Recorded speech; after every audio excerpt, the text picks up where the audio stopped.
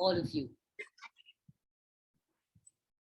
I, Dr. Maumita Sengupta, am very honored on this beautiful morning to give you a very warm welcome to an event which is indeed a pathway to the future.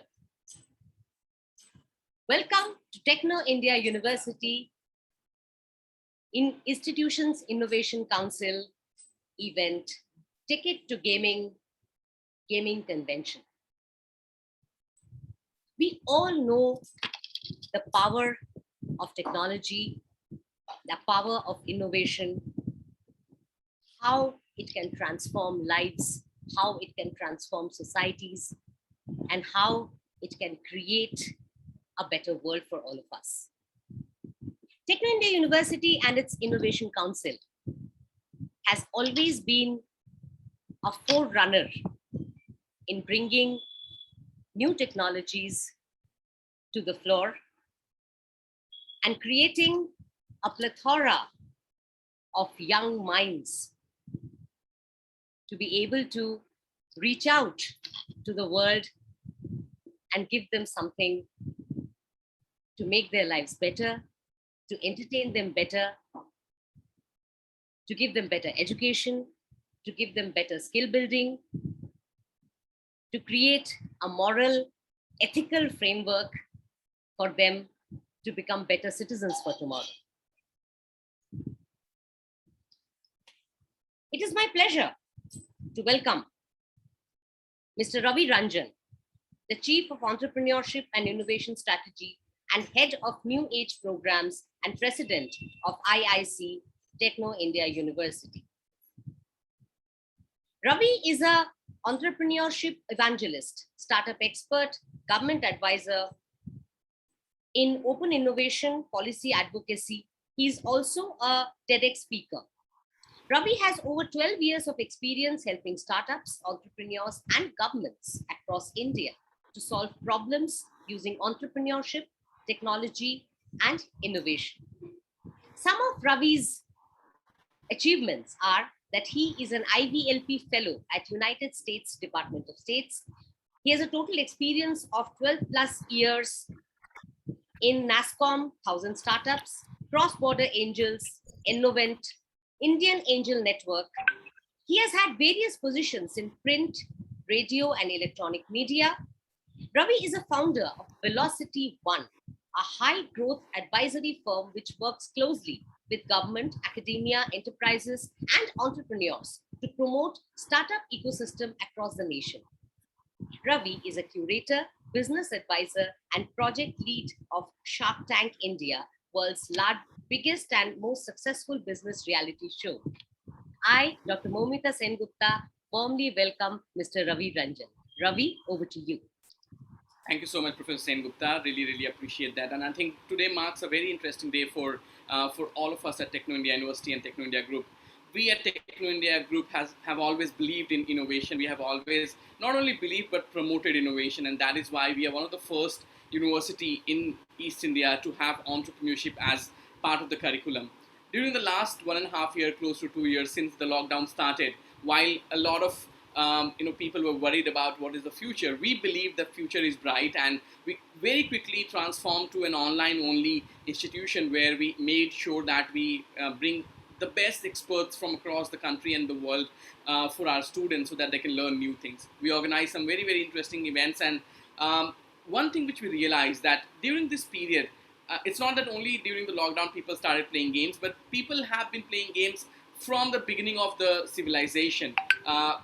Games have been seen as a very integral part of human life, be it the Harappa or the Mohenjo-daro civilization, be it the Greek civilization or any other civilization in the world. You will see very strong evidence of people playing games. In fact, Ludo and chess, these are one of the oldest games in the world. Now, when we look at games, we always look at game as a way to relieve stress, to have fun with your friends and family. And today, in the modern world where electronic games are available, a lot of young people play games throughout the day. It has moreover become a phenomena. But have you ever thought about, if everyone loves playing games so much, who's the one who's making money from the games? Who's the one who's getting successful from these games? These are companies which makes game, and these are individuals who are expert in creating new games. Let me give you a very interesting insight. I'm sure a lot of you would be aware, but still I would go ahead and share this. If you combine all the movie, like the entire movie industry, the music industry, and the other entertainment form, gaming is bigger than all of that. Today, in the world, there are more than 2.7 billion active people who play games, and more than 400 million people are going to be added to this number by end of 2022. That's a very high number. Now, one thing which has given like a jetpack to gaming industry is the lockdown. During the lockdown, people were at home and they had a lot of time to play games. This time you must have seen some very interesting data points. The Ludo King, which is a startup from India, they became one of the highest ranking application because people loved going back to playing Ludo. In India, people have always been playing Ludo. But there's one more very interesting aspect. A lot of universities across the world, including US and China, they are now offering professional degree programs in how to become a professional gamer. Today, there are a lot of teams, the way we have IPL, and then we have Kolkata Knight Riders and other teams. In global eSports competitions, there are professional gaming companies. They compete, and the prize money is really, really big. In fact, it's bigger than cricket, bigger than golf, bigger than tennis. It has become so big. Now, you might ask a question. We have a lot of discussions around this, but I'm just going to tell you what are some of the career options as a gaming expert in India and outside. You can become a game designer. You can look at software developer and game programmer, audio engineer, because that's a very crucial part, games animator, games artist, interpreter and translator, gameplay tester, professional gamer. Now, how amazing it would be that you can get paid to play games every day and just test and share your feedback how the gaming feels like. Or you can become a professional gamer where you can go and compete in global championship of various games like Fortnite and Valorant across the world. Now again, at Techno India University, we realize that gaming is not just fun and it's not just child's play, it's a serious business. And for young students, it is a very, very interesting opportunity to learn great gaming at an early stage so that they can explore gaming as a career option.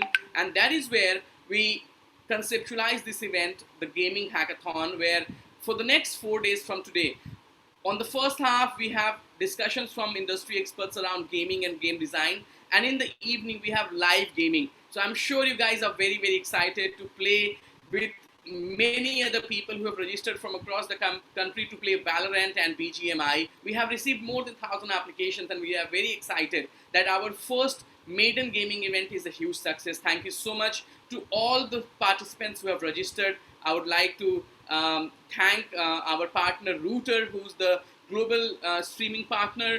We would like to thank our partner, Ecole Intuit Lab, who is a game and design institute from Kolkata, Technopreneurs, Surrogate Ventures incubation partner, and moreover, all the speakers who have taken out time from the busy schedule. So, without any further ado, we would like to move on to the next segment, requesting Professor Sengupta to introduce our guest of honor for today. Thank you so much. Before I do that, I would definitely hail the concept of Ludo being internationally accepted. I mean, we all have memories of family Ludo playing sometime or the other. So, hail India indeed, Ravi. It was a beautiful start. And without indeed further ado, I have the honor to introduce Miss Pauline Laravoire. Miss Pauline Laravoire hails from Paris, where she also spent the first 25 years of her life. She holds a master's degree in sustainability and social innovation from HEC Paris and has developed her expertise in strategy consulting, social entrepreneurship, and impact assessment, especially as the co-founder of non-profit AQWA, which supports social enterprises and NGOs through social impact assessment studies. In 2018, Pauline Madam moved to Kolkata, where she joined Techno India Group as Sustainability Director. As such, she is striving to create more learning and professional opportunities for the students in the sustainability sector, especially through her network-based venture, Y East. Overall, Pauline has developed expertise and passion for building communities of organizations towards sustainability, being notably associated with the following community-based ventures: Y East, Youth for Sustainability India Alliance, and Learning Planet. She is an inspiration to all of us and very, very dear to us. Pauline, madam, over to you. Maumita, I don't know how you always kill at introducing people, but thank you so much for this lovely introduction. Thank you, Ravi, for these words of introductions too. I'm very happy to be joining you today. Not only am I happy to be part of such a wonderful event, but I'm also really proud of the teams at Techno India University, both on the faculty and staff side, as well as the student side, because I know that they have also played a key role in the organization of this event. And this is exactly the way we want to take things ahead, really more and more putting responsibilities into the hands of the students. Just a little word here, it would be great maybe for next event to have a student also speak at the inaugural session of such events, because they probably, students probably know even more than us or other things than we do not know on topics like gaming. So I'll be very interesting to learn from the students as well on this topic that they may know more than we do. But long story short, on the topic of today, which is gaming, you know, there's this, as Ravi was highlighting as well, there's this cascading effect, right? You have users, 2.7 billion, I think Ravi mentioned, you have users, more and more users, growing users. You have a business model, therefore you can have company that gets created out of the creation of especially virtual games currently, not only virtual, also offline. And when you have companies, then you have jobs. And then when you have jobs, you also have educational programs that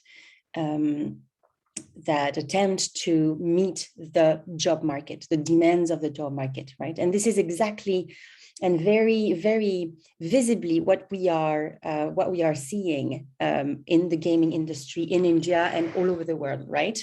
We have demand, we have companies that hire, and therefore we need to train the students, more and more students, more and more professionals to have the skills and to be able to bring quality games onto the market, back to the consumer, back to the players, right? And this is exactly the cascading effect that has happened, including in India. I was just reading an article that said that last January, there were twice as many job posts online from companies than job searches in the gaming industry, which means that there is still a gap between the demand from the job market in the gaming industry and the qualified students, the qualified young professionals that will be able to be hired in this particular industry. So there's a lot of opportunities for the students to really consider gaming as a career. Gaming is not about playing anymore. Gaming is really, really serious, right? If you know Meghdut and I a little bit, there was this story that we used to tell usually in such circumstances, which I'll tell very, very fast. It's a friend of ours, Alison, who had this passion for horses, and then she actually found a way to combine her passion and technology for her career, right? She started working with this company that produced headphones for horses through music therapy for them to perform better at their races, right? In the very same way, for all of the students, for all of the youth that are, involved into this competition that starts today, maybe it's the start of their ability to combine their passion, if it's gaming, with their career, with their way to make money throughout their, maybe the first few years of their life and even further. This is, it sounds maybe a bit paradoxical to say that game is serious, but game has never been that serious than today when you're considering your career.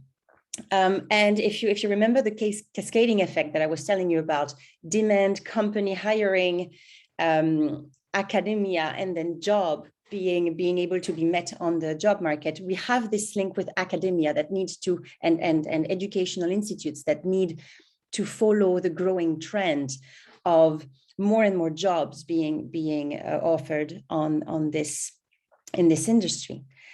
And this is where Techno India University can jump in, right? And which we have already done in more than one way with all of these competitions and events like the one that starts today, as well as, for example, École Intuit Lab, one of the partners of this event, one of the really, really close partners of Techno India University. We started a campus, a design campus in Kolkata, one of the very first ones in Kolkata. And it so happens, tada, that one of the new programs starting this year is game design as a bachelor's in design, offered by École Intuit Lab, right? This is exactly what we're talking about. As educational institutes, we need to take the job market as one of the key parameters to guide the kind of educational programs that we are able to offer to students. And this is exactly how we are trying to embrace innovation, as Maumita was saying, and how we're trying to embrace all of the new trends and opportunities that students really cannot miss, because there needs to be a lot of talent.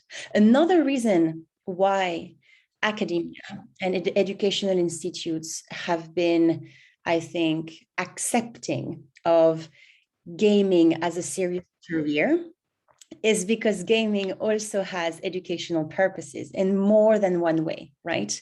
I was just reading a book of the founder of one of the organizations that I'm associated with. It's called Learning Planet. The author of this book is called François Tadei. He is one of the best experts in education and educational science, learning sciences, digital sciences in the world. And he basically explains in this book called Apprendre au 21e siècle, that is, learn in the 21st century, that our brains are wired in such a way that they will be more focused, more entertained, more engaged if we actually use game and gaming as a way to teach, right? It's not boredom and just passive listening that will get us to learn. So that's why also the gaming industry goes beyond playing, even goes beyond careers. It has positive social impact. It has a purpose in terms of how well-educated people can be.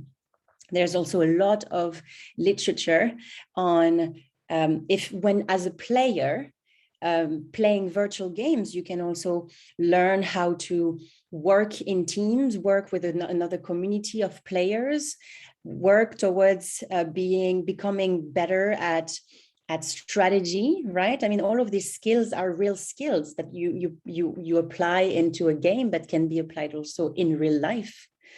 And another element here is that the world is getting more and more virtual. There's not anymore good or bad in choosing either the real world or the virtual world. It's a whole world apart altogether, right? And there's so many things happening in this virtual world that it makes it almost even more real than the real world. I was just discussing with a friend, like the son of a friend of ours, who is just a generation below than mine, probably. And he was telling me that he had a girlfriend for 2 years, but they never met. They just met virtually, and they entertained this relationship. And it was kind of blew my mind to realize that really our lives are actually happening online and more virtually, and there's nothing wrong about it. It's just a trend that we need to accept and embrace. And I think virtual gaming is also illustrative of that trend, and therefore bringing more and more opportunities for careers and for players and for pleasure and for education. Right. So for all of these reasons, I could not be more proud of the teams of Techno India University for this wonderful, wonderful initiative. Ravi, especially thank you for your leadership on this, and all of the teams that have been working hand in hand with you and the organizing students as well.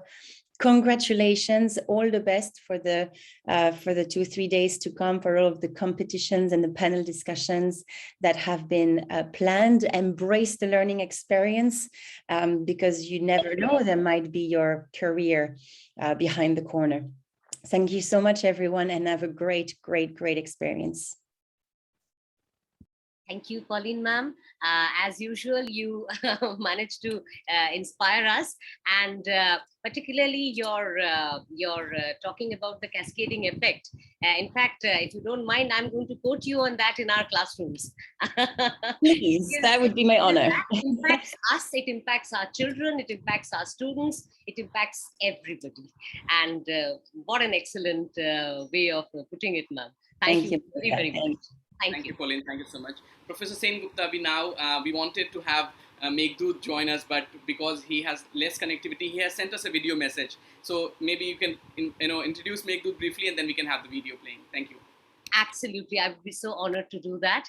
I will just tell a little about him.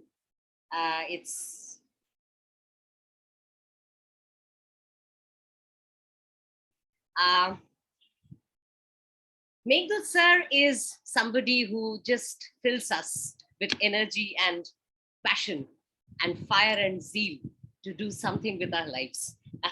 He's a serial entrepreneur, community builder, and social change maker.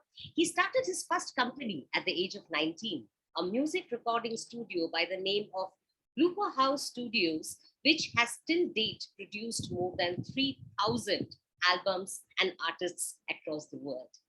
He has a master's in management with a specialization in international business from HEC Paris, Stanford University, and Tel Aviv University. He is currently the director, global operations at Techno India Group, which is, of course, one of the largest educational conglomerates in India, and has been driving a new wave of experiential interdisciplinary learning for adults through the recently established Offbeat CCU, a school of the future. He runs a co-working space startup incubator called Technopreneurs Surrogate Ventures in Kolkata, and he has been recently elected as the youngest chairperson of the Entrepreneurs Committee of the Bengal Chamber of Commerce and Industries. Always an honor to introduce you, sir. And I give the mic over to Shagnik. Thank you so much. Please share the message from Meghdut. Thank you.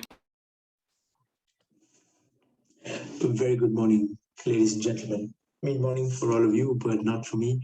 It's the middle of the night, and I am really tired after a 6-hour-long flight. But I know that if I did not do this, one, I would feel really guilty because I'm not there, and two, that Ravi Ranjan would not be very happy because he made it expressly clear that I somehow attend the inauguration ceremony of the game of our first ever mega gaming conclave, Ticket to Gaming. And yeah, I just would really like to take this opportunity to talk to all of you for even if it's just a few minutes. So as I was saying, as Chief Innovation Officer of Techno India Group, it is one of my premium responsibilities to make sure that we at the group level are constantly innovating, and whether it be in terms of external affairs or for internal processes, or in terms of creating new events and creating new ways to help students grow and for new ways to project the group. That's kind of what I do. And it was from a conversation that I had with Ravi and Pauline a few months ago that we decided to have this gaming convention. And today it gives me a great amount of joy to hear that more than 800 people have registered for this event. Some of the biggest gaming companies have come forward. I saw Discord was part of this event somehow. I saw a bunch of other big companies who've come forward to lend us their support. So firstly, thank you very much for being there with us. For all of those who have registered, I hope you have a fantastic time. You learn a lot, you play some games, you win some prizes. Because at the end of the day, that's what we're all in it for as well, right? But apart from that, let me also talk a little bit about why this particular sector is so close to me. Although I am not a professional gamer, I never have been. But in very recently, I think I have rediscovered, let me say, the beauty of gaming and the power it has of bringing people together.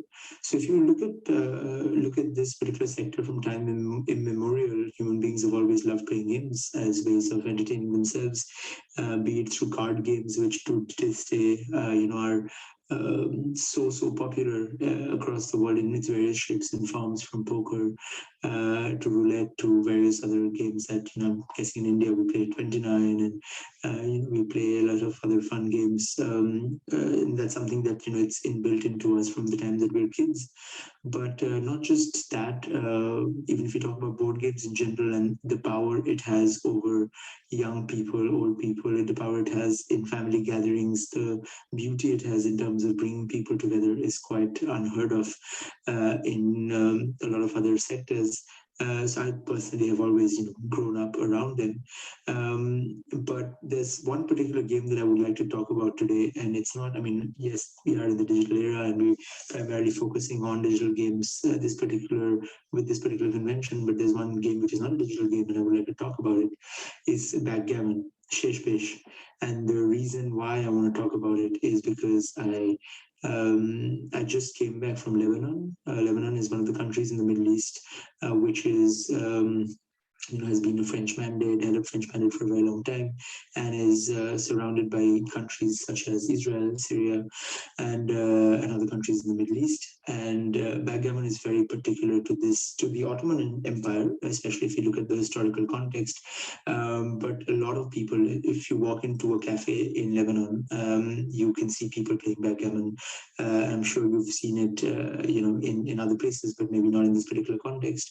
The reason why I want to talk about this is because this is a game which has lived for centuries and quite possibly has been used, one of the very few devices which has been used to try and bring about peace in the Middle East, if you may believe it or not.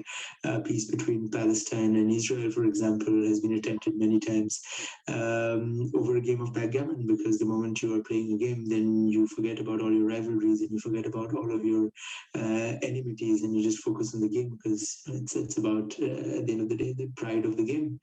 And I believe truly that games have transformative power in general, not just in terms of the way that you look at the world. I mean, even nowadays we see a lot of young people, very very young kids, learning how to build very small simple games using coding, just to help them understand how the world functions a bit better.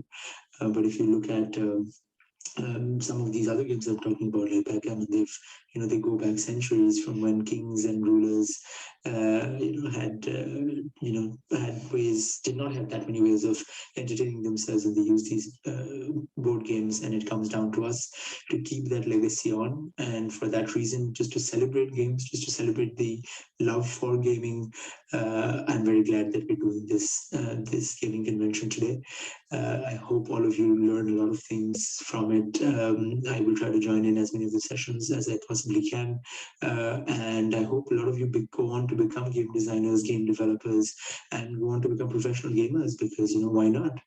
And one last note about a show that has been really inspiring me a lot lately.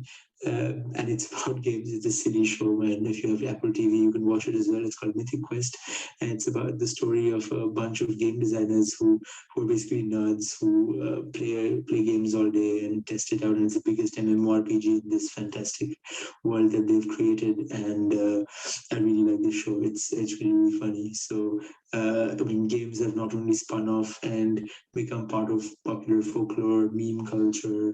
It's also become part of so many movies, TV shows, spin-offs, etc. And just mentioned a few of them myself. Never really, I mean, I think after be playing on some very basic, PlayStations when I was a kid. Tony Hawk's Pro Skater was my favorite game back then.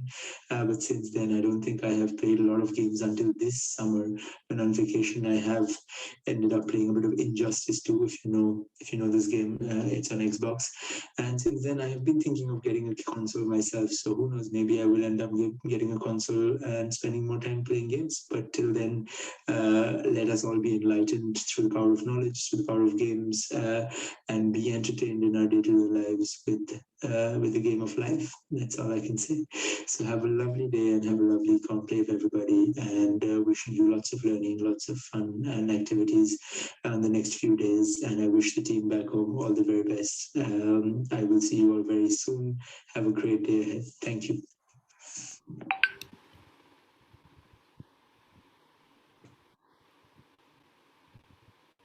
Thanks a lot, Meghdut. Professor Sengupta, over to you. Our next speaker, Mr. Vishal Kauzi, is not available, so we'll have to move on to the panel discussion directly. But before we do that, with your permission, we would like to actually at the end we can talk about the gaming details, because a lot of people are asking questions about which channel the gaming stream will come in, etc. So we'll talk about that. Professor Sengupta, over to you. You can introduce the panel. Thank you. Right, and that is a very good idea, Ravi, because we could actually solve a lot of queries right in this forum, so that the participants don't have to then try to find others. So that's an excellent idea. And right after this panel discussion, we can do that. And as Meghdut sir very aptly said, that this is the game of life. So game of life has all kinds of obstacles, and game of life also provides us with opportunities. We all have our own swords, and that is the way we work. So it was indeed a very inspiring sentence for me. So we have a wonderful panel discussion coming up regarding a lot of different synergies that come together when we talk about gaming and its technology and competing with that technology. So I would like to first welcome Mr. Vaibhav Chauhan, founder and CEO, Underdogs Gaming Private Limited. He is a public speaker and YouTuber. Gupta, unfortunately, Vaibhav would not be able to join this session. He'll be coming later in, so we can skip Vaibhav for now. Thank you. Okay, that's excellent. That's well. Thank you for telling me that. And I will then move on to welcoming Mr. Aritra Mukherji. Hello, Aritra. Hey everyone, hi.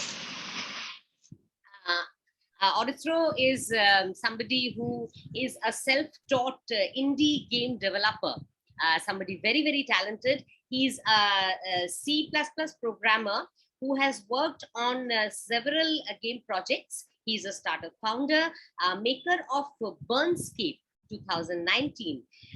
He is an invite-only alumni of Google Indie Accelerator. He's a former trainer and ambassador at Unity Technologies India. He has trained 6 Fortune 500 MNCs and provided student and faculty training at colleges in their adoption of real-time technology in India. He's a speaker at IIT, BIT, Chandigarh University, and he's a mentor of the Smart India Hackathon 2020, which was a very proud achievement of Techno India University. So a very warm welcome to you, Mr. Aritra Mukherji. Do we have Gourab, Ravi? Yes, Gourab is. I'm here. Yeah. Oh yes. It's so nice to see such dynamic young faces.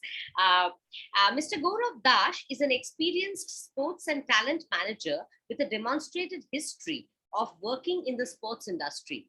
His previous work experience from sports events are IPL, FIFA, Big Bout Boxing, and Halo India. He is skilled in event planning, sports management, business development, marketing strategy. Strong He's a strong human resources professional, and he graduated from National Academy of Sports Management, Mumbai. He has co-founded Gamergeist, an eSports eSports event organization, and has currently played a key role in organizing big ticket eSports events for Router. A very warm welcome to these very young, accomplished, dynamic professionals who are extremely creative and have a great outlook to life. So, thank you all, and the floor is yours. Ravi, over to you.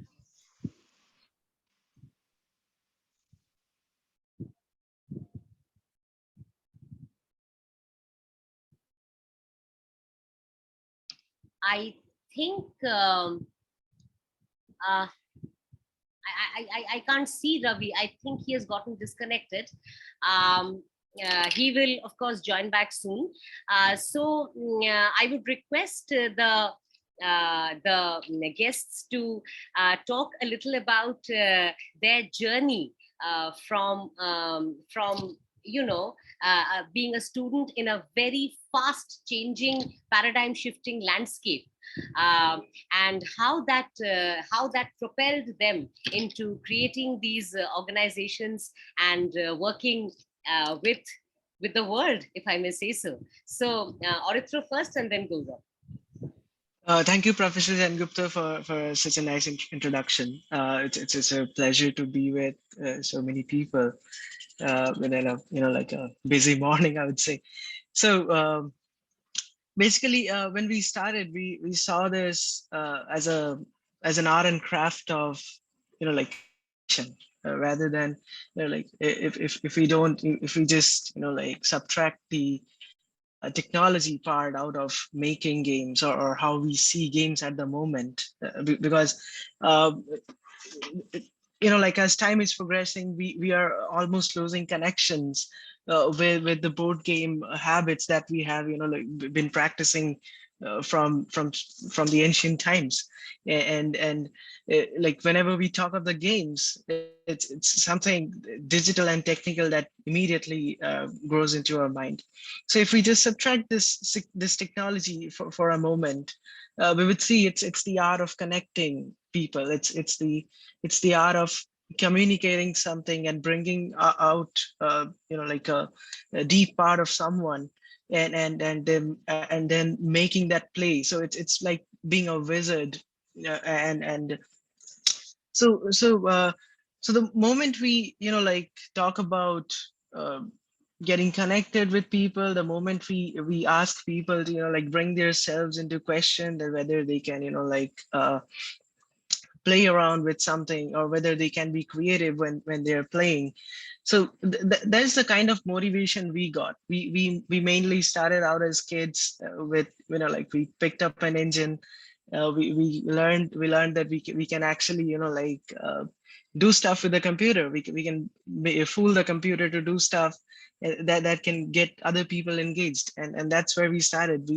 It started as a fun. It started as a kid's play, that we can play with people's mind. So why not?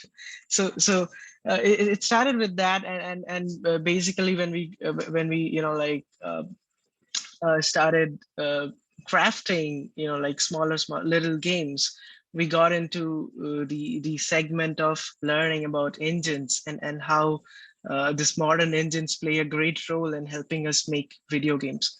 So that's where we started, and as time picked up, for example, right now I'm helping out as a technical director for some of the Lego projects, working for Zebu animation studios at the moment.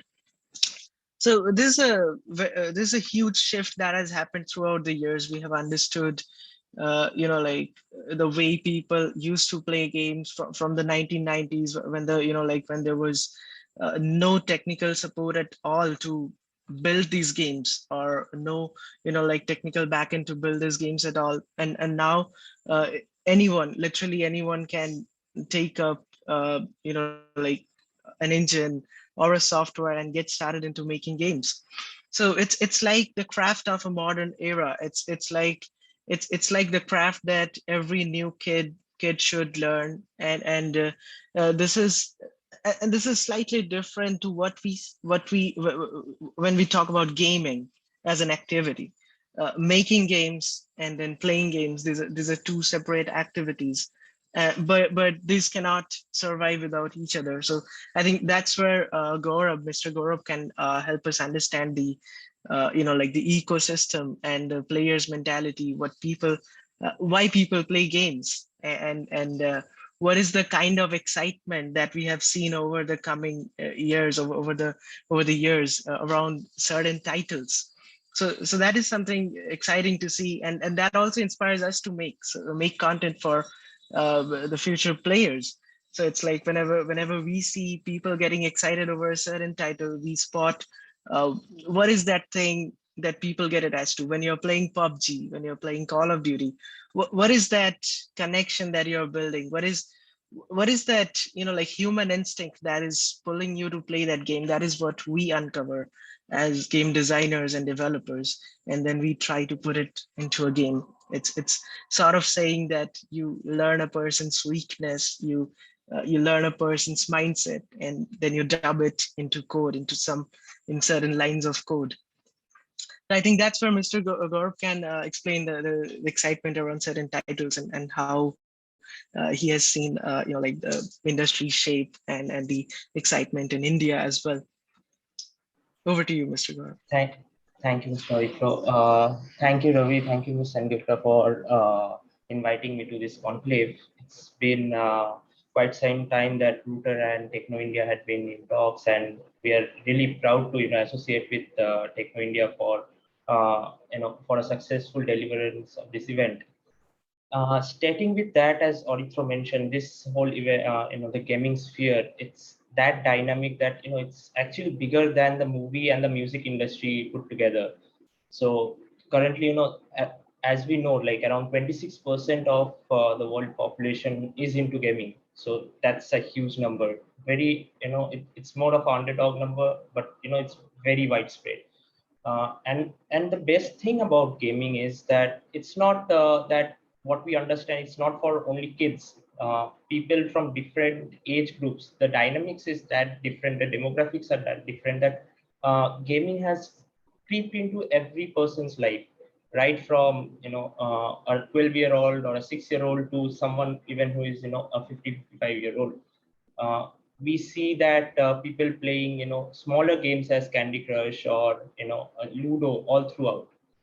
But it also has come into the sphere that people have been taking these games up, having some really good times, engaging with their friends, their families. So that is something that has changed in the last few years. Now, coming to the business aspect of gaming, as Shoit suggested, that in the last 10 years, we all have been, exposed to gaming at some point in our life. Maybe it's playing Mario on our small consoles, or, playing the small snake game on Nokia phone. But we have been exposed to gaming. But in the last 10 years, how India has picked up, and there are some unicorns in the industry who have been, uh, building the gaming ecosystem in India specifically for the last 10 years. That's amazing. Players like Nordwin, even Router. There are other players in the market who have been there in the sphere, but the last 3 years specifically, since when BGMI or PUBG, what we talk about, came into the market, that actually changed the whole perspective of how you look into gaming. Yeah, even I, or even everyone in this room, right from the childhood, might have been playing Call of Duty or CS:GO or other games as such, but we never looked at it in that perspective that it can be a potential career. It can be something that can give you money, or it's something just not a pastime. But in the last 3 years, what we have seen that even kids as young as 15-16 year olds earning millions. So that is something that has really changed the whole outlook towards gaming, and Router shifted to gaming in last 1 year, with that thought that this is something that is really picking up. And uh, I'll be really happy to share some numbers. In the last 1 year, we have picked up around 25 million new users on our platform. So that's how rapidly the gaming industry is growing, and would love to discuss more on that with Aritra, how developers are thinking on bringing new aspects to gaming, new controls, new technologies into the whole sphere. Yeah. So as Gaurav said, so this has been around for some time. This has been around for a long time, and certain new advancements are dropping in. So let's say if we talk about AI and the use of AI in games, we are now using AI to like study the behavior of different players and then automatically like suggest them different control the types of controls they would suit at. So if you yeah, if you get started with any games, like if you get started with any title which has been released after like 2020s, so you would see that you often get asked a question that what kind of a player are you? If you get started with car simulators or flight simulators or any kind of simulation games, you would be asked whether you would like whether you are a beginner, whether you are a experienced one. Now the model that was like 10 years back, it didn't actually study you. It didn't actually used to study. It was just a set of values that were just they were fed in that. Yes, if you select with easier controls, I just make the preset easier. If you select difficult controls, I'll make the preset difficult. But now it actually studies you. It actually learns the way you are playing the game. And not only that, we are also seeing the emergence of like AI and several other machine learning methodologies into gaming. For example, bots. When you just like play against PUBG bots, these folks are evolving. The moment the way you play the game, the bots evolve as you play. These are the kind of advancements that are coming in. And if you notice, I'm sure you guys are connected with like you're at least like updated with the different title launches that are coming in, be it on consoles or PCs. And right now, if you see, there's a huge demand of the simulation genre. So if you see if you start with farming simulators, you have farming simulators, you have Microsoft Flight Simulator, which is such a great like exhibition of technology, I would say. It streams the entire Bing Maps, converts it into photogrammetry, and then brings it to your screen. So it's a combination of cloud rendering. So even if you don't have powerful computers, the other computers on the cloud are going to do it for you. They are going to put the content on your screen. So it's a huge shift. The target is always scale in games.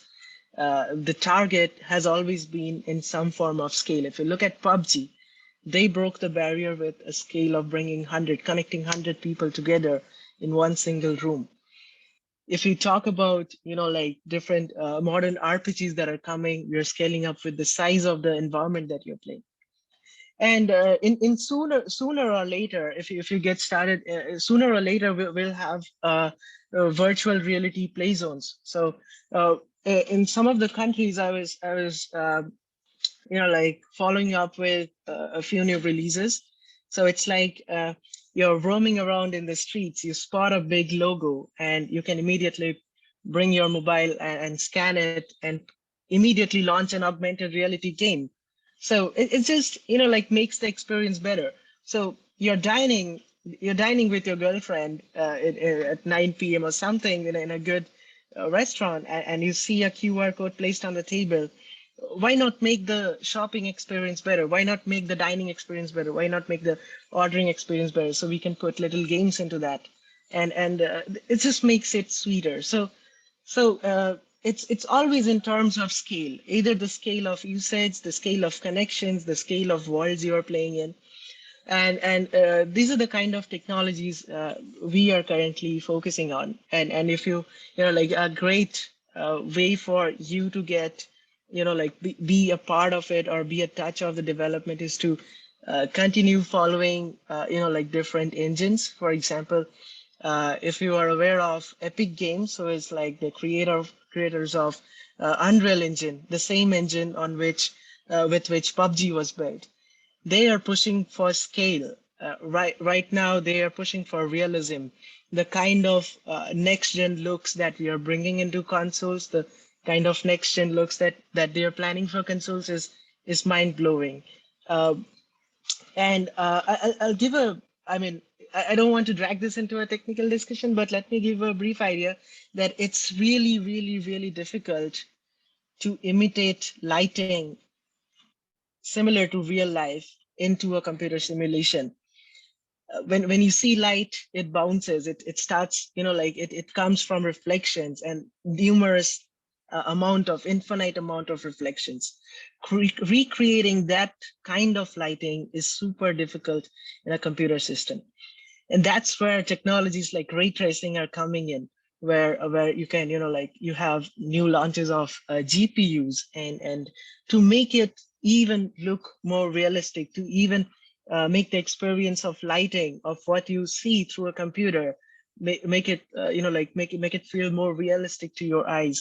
So these are the kind of developments that are at peak now. And if you are a computer science student, you should really jump into learning these technologies of ray tracing, of AI and pathfindings, and these are really important and crucial.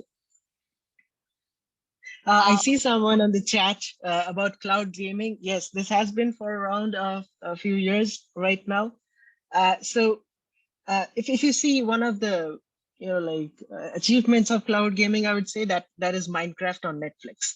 So or if you say with Black Mirror on Netflix. So cloud gaming is going to stay limited with choice based RPGs at the moment, or some kind of a choice based game at the moment. But sooner or later, I mean, they're all trying. If you look at Microsoft Flight Simulator, that is a partial example of cloud gaming, because what is happening is what you see on the screen is actually rendered on a separate computer.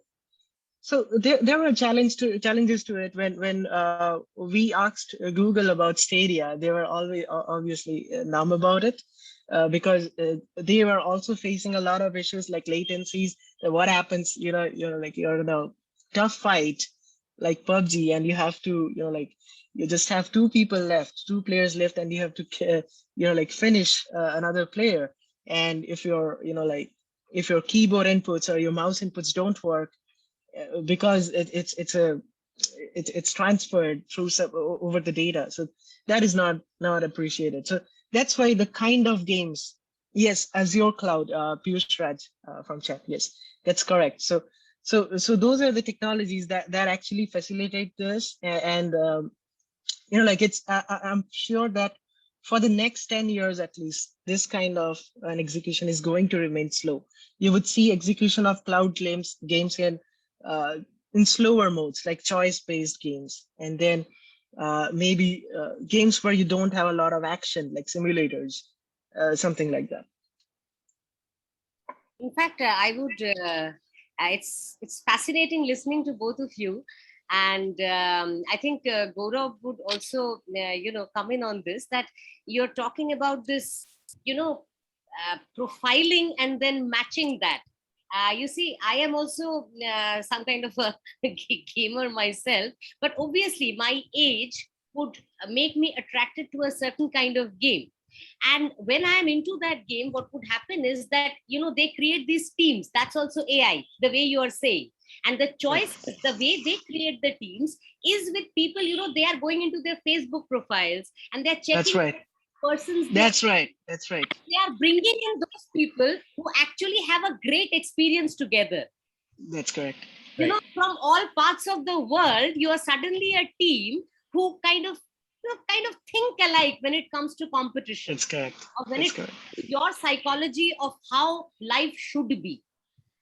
That's the way sometimes they create stories into simple, maybe, match 3 gaming or hidden objects gaming. They create these stories which be attractive to a certain kind of population, and they bring them together.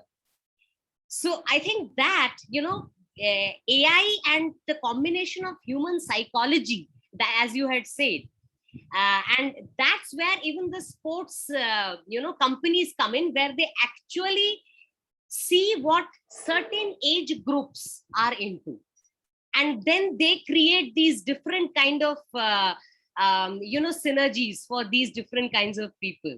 So I think that is absolutely fascinating, and it is young people like you who are doing that. So please, both of you, a little bit about that. As you said, Professor Sengupta, it's absolutely correct. It's basically, like as I told you, it's about fooling people. It's about doing magic. It's about playing with people's mind first. So yeah, I mean, the kind of communication engineering that goes, it's actually correct. So whenever let's say we are making one multiplayer game or any kind of game that involves matchmaking, we would study you for some time for sure. We see how you play, and those levels and ranks that you receive, those are not just numbers, but those are also, I mean, the entire game is broken into a board game. The entire game of PUBG, be it any digital game, is the fundamental is a board game, which is a set of parameters connected to another set of parameters connected to another set of parameters. And the benefit of a computer is that in a board game, you have to, as a human mind, you can only remember 7 things at a time. You can only remember 7 kinds of information at a time. And we can't calculate that for so long. In a board game, you have to still keep all those calculations in a mind. But for a computer, we don't care about the number of parameters that you put in. It can be millions. So that's where the benefit is. So it would be easier for you and me when you're playing physically chess. When you're playing chess physically, it would be easier for me to say that you are a better player or you are a weak player. But it's not similar when the computer is studying that. The computer is studying time. The computer is studying attitude. The computer is studying moves. The computer is studying patterns, that this is the kind of pattern I'm expecting when the shape of the board looks like this. So these are the kind of, some interesting data calculations that happen, and the kind of, matchmaking that happens actually depends on all of those parameters combined. So it's basically like making it easier to find friends. Actually, as you told, actually people who think alike, and that's true. That's 70% true, that we will find you the people that actually think alike. Gaurav, how does that translate into business? So for business, I would say, I'll take the example of BGMI, because most of the crowd here would have actually played the game. So as you can see, they have created different levels, and there are certain servers and people who are playing in that. So it actually matches you with people with certain skill sets. So suppose if you just join in, the level of bots that you'll be facing, or the level of competitors you will be facing, will be as similar as your skill set is, and as you develop, it goes up. So similar thing goes in for different games. Most of the games nowadays, just an insider, even Valorant Mobile is coming in. So it also has a lot of different certain parameters by which you judge a player's skill. So in terms of business, I'm not the correct person to say how this translates into business, because yeah, obviously when you connect to a people, your own crowd, the app or the game is certain to draw more people into it, more users to it. So that's where I think the money comes in. But in terms of the competitive atmosphere, or the happening scenario of a game, once you connect with your friends, rather than say, suppose you're playing Ludo, and you're on voice, and you connect with your own friends and you're playing, and someone just overtrumps you on some coin, right? That's more fun than actually playing with anyone else in the wide world, right? So that's where this system of profiling, connecting with your near and dear ones, that plays an important part. Very true. And I think one other factor, which again, it is because I am from a psychology background, so an educational background. So I do want to get this into the discussion. The aspirational value of a certain kind of a setup, as a certain kind of a offering, the aspirational value of it, the how much the what is it that people want, a certain age group, what do they want, how do they want it? Also, Professor Sengupta and Gaurav, just sorry to kind of interrupt you. Aritro has to go for another very important meeting. So I would request Aritro, if you can very quickly share your closing thoughts, and then we'll continue with the discussion with Gaurav, if that's okay, Professor Sengupta. Thank you, Ravi. Thank you, Professor Sengupta. Thank you, Gaurav. I had a very nice discussion. I would say I'm when I started, I basically started hosting webinars and training people into learning these engines and learning game development when I was a computer science student. So I would say that the motivation is still a bit lower in the students about getting into this segment of the world where you can emerge as digital creators. This is I just want to affirm to all the students that this is a new form of art that you can learn any day, and this is the art of the future. You see all the if you talk about motivation, if you talk about career, so game development and not only game development, let's just talk about learning digital crafts. This has shaped the entire the devices that are coming in. This is because the changes in devices that you see is because of the content that people have created over the years. The creators have pushed the device makers, device manufacturers to think in a certain way that so that more content can be created. So I just motivate people, to dive in today and start playing games, and not only just play games, start having a mindset of making something like that. Because the moment you start making something like that, you're planning to connect with the world and connect the world and you're just making the world a better place as a creator. That's it. With more creators, the world is a better place. And then that would be my closing line. Thank you all so much, Aritra. Thank you. And once this pandemic aspect is over, I would request Ravi if we could hear you physically in our university. Absolutely. Absolutely. That would be a pleasure. Thank you, Ravi. Thank you, Professor Sengupta. Thanks, everyone. Thank you. Yeah, Professor Sengupta, you can continue with the question with Gaurav. Yes, please. Thank you. Yeah, so it is the aspirational value. I mean, if we look at Maslow's hierarchy of needs, that the aspiration of a certain kind of people, that is what leads to society development in the long run, because then they tend to self-actualize. Somewhere along the line, gaming builds up that feeling. You see that, I can do this. If I can do this, then I can do that as well.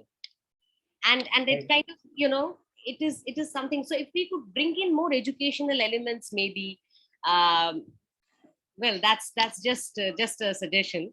Maybe, as Pauline ma'am had also pointed out, Ravi also pointed out, somewhere along the line, bringing education and gaming together. If our young students could be, given some kind of a guidance as to how to go about that. Absolutely. Education and gaming, if it comes together, I think, that's the first baby steps for India to actually make, the society to accept a career or a future in gaming appropriate.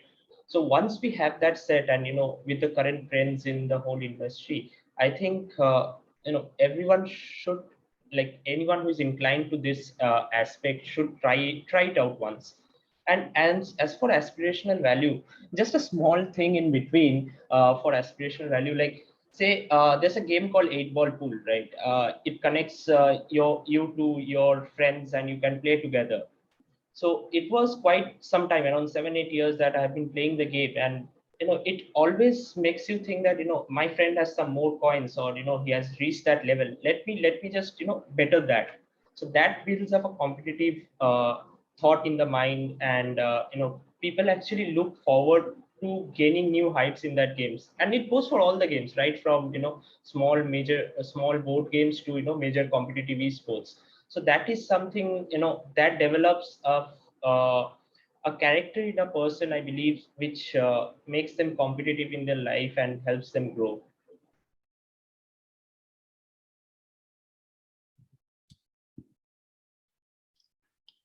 That is, I think, the truest maxim. Yeah, I have one question, Gaurav, from you. Router is today one of the largest platform in the country where a lot of professional and amateur gamers are streaming. Can you share some data points about the gaming industry adoption in India, both in terms of professional gamers and casual gamers? That'll be very helpful, Gaurav. Absolutely. So gaming. So there's a misconception in the whole ecosystem that gaming is esports. Gaming is not esports. Esports is the competitive aspect of gaming. So there are different games which lets you play competitively. So that's esports. Esports is nothing more than it's as at par as at sports. You play competitive football, you play competitive CS:GO. It's all the same. So for gamers, there's currently around a lot of gamers out there in the country. Again, I put out this point: BGMI played a huge role in bringing up competitive gaming in the country, and that aspirational value of becoming the best in the country, or someone to become. I want to be mortal. I want to be a part of Team Soul or something.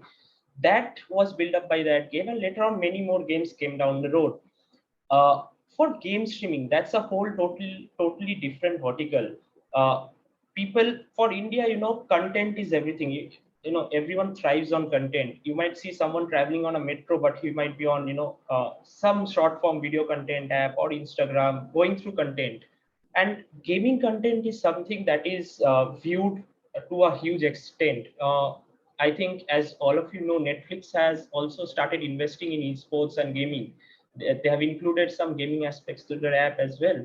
So with that statement, I think you can find out that how gaming actually revolves around everyone's life. And to game streaming, now once Router shifted to game streaming, the growth has been massive. Ravi, I think you had a discussion with us before as well, and the growth that we faced with game streaming, we could not find that in sports, because once you watch a game, you can actually connect.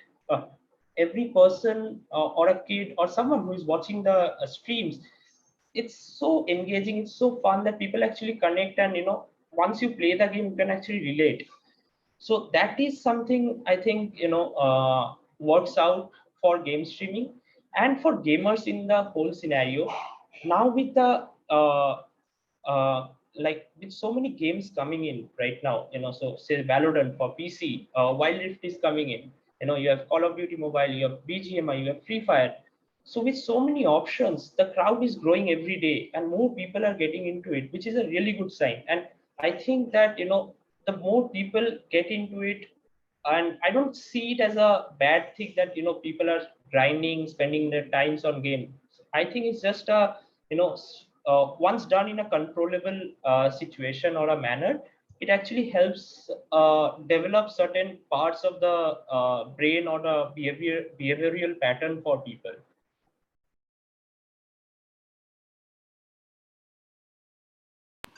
Appreciate that, Gaurav. Really appreciate that. I have one last question to you. When we talk about professional gaming today, there are a lot of organizations within India. I know one of the company where we are very connected, Global Esports. They have Right. professional teams, competing in all the games which you just mentioned, right, from Free Fire to Counter Strike and etc. And they are getting trained at a very high level. Now, if a student want to pursue professional gaming as an option, can you maybe just give a quick step on how they can pursue that, if that is something you want to touch upon? Absolutely. So, I had a recent discussion with most of the top gamers, right from mortal to everyone. The main thing that they mention from their perspective is to never let go of studies. Gaming also, as a gamer, you also have a certain age limit till which your reflexes work, right? Say, that age is from 18 to 25. Post that, your reflexes tend to slow down. So, everyone should be balancing that sphere of studying as well as grinding for the games. But again, with the current event of such competitiveness and everyone grinding all throughout and such level of competition in the market, players do find it difficult to balance out personal time, educational time, and everything. But that is something, as Professor Sengupta said, that education and gaming once brought together, I think that should make up the balance.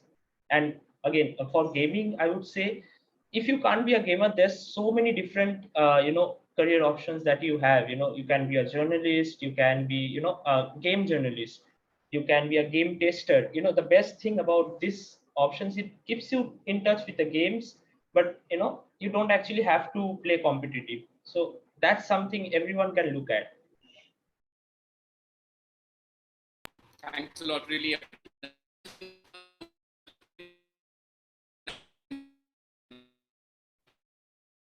Sorry, Ravi, I think I lost you there. Hello. Ravi, I think you got muted or something. Just check your sound.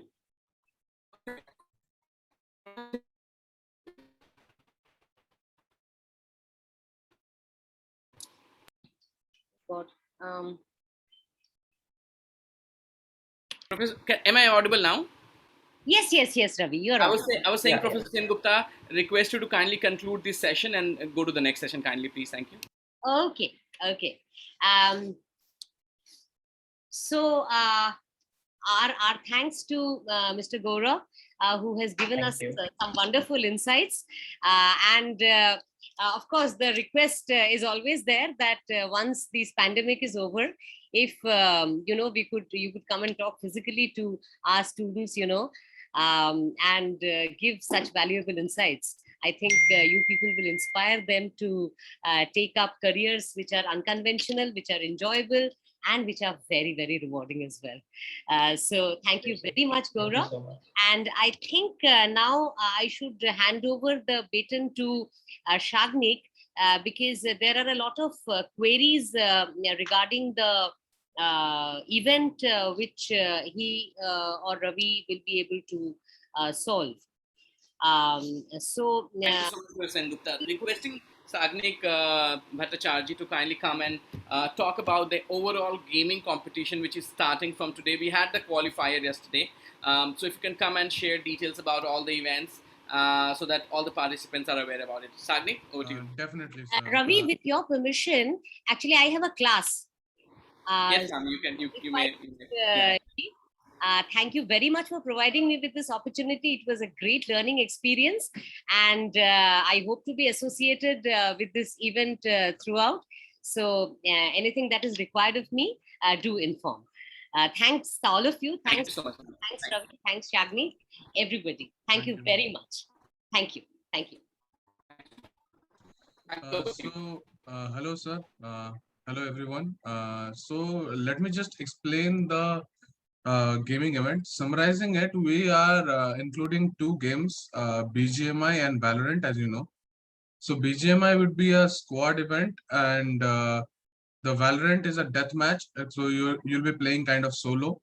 So if we talk about the BGMI, yesterday we already had the qualifiers, which was the round one. We started with about 160 teams divided in 8 groups. So we played 8 matches, and we selected the top 50% of the teams. And now we almost have 80 teams, and today we are having the quarterfinals from 5 to 7. And we're dividing them into 4 groups. So we're going to have 4 matches. They will play 1 map each. And again, the top 50% will remain. And then tomorrow we'll have the summer semifinals, where we'll have about 40 teams, and we'll divide them into 2 groups, which will play 2 matches each. And the top 8 will move to the next round. So in the final day, we'll have about 20 teams, and there'll be 3 maps. Okay, so there'll be 3 maps. So there'll be 3 matches, and then we'll decide the winner based on calculations. So that is for BGMI. So to clarify, we had the qualifiers yesterday, that is 30th. Quarterfinals are on 31st. Semifinals are on 1st September, and finals are on 2nd September. It will be streamed live on IIC Techno India YouTube channel. I'm putting it out. I'm putting out the link in the chat. Please check out the channel, and it'll be streamed there. Okay. So and it will also be streamed on Router. You will get the details in the group itself. You all are registered in the group, so you'll get the details about Router there. You can also stream it there. Now coming into Valorant. Valorant, it will be a deathmatch mode, so it will be about 10 players in each match. So today we'll have about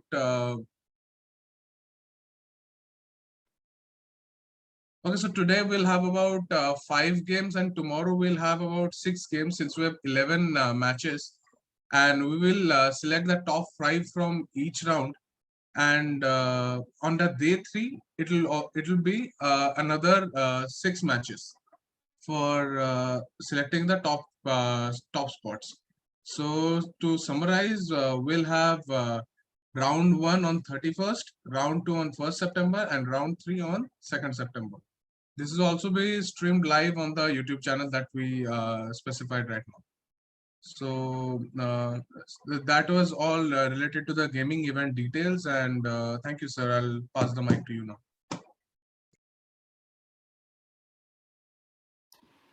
Also, yeah, Sagnik, what about if anybody has not been able to join the qualifier? How can they go ahead?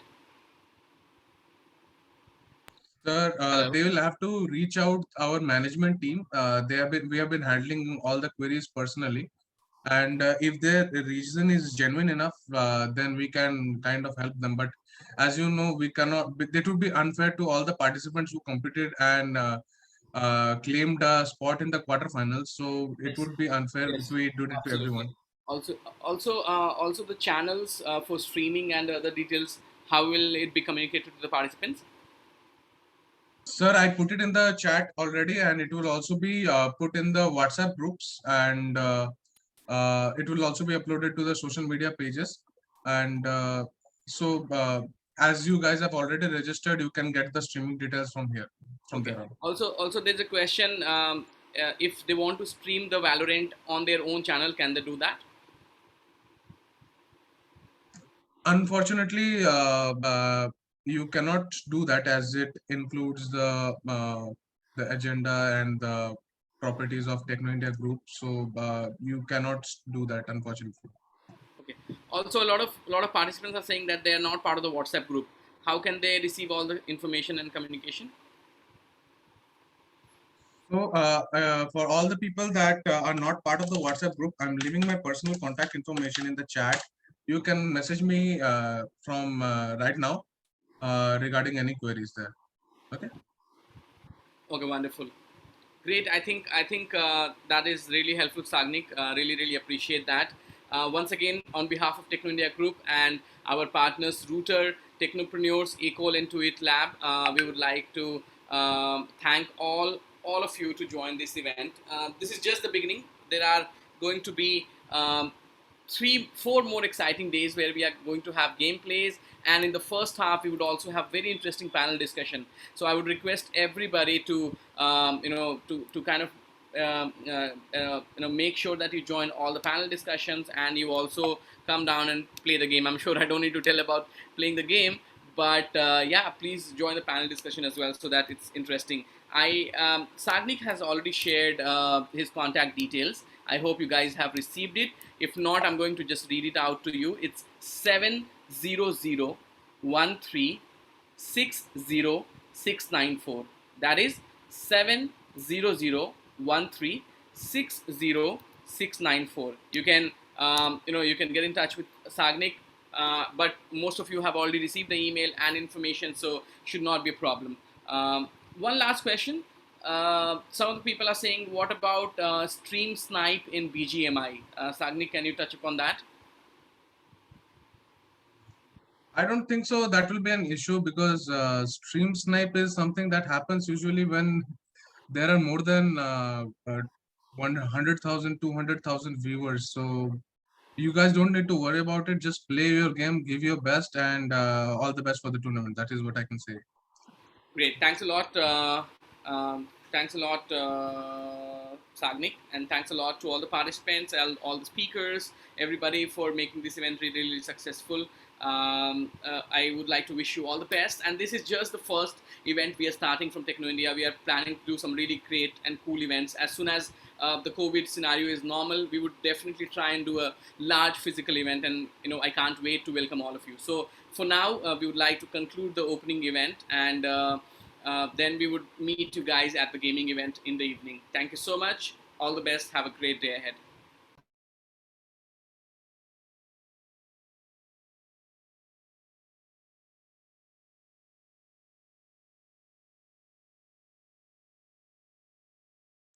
Thank you everyone for joining the meeting. Have a good day and all the best for the gaming events. Thank you.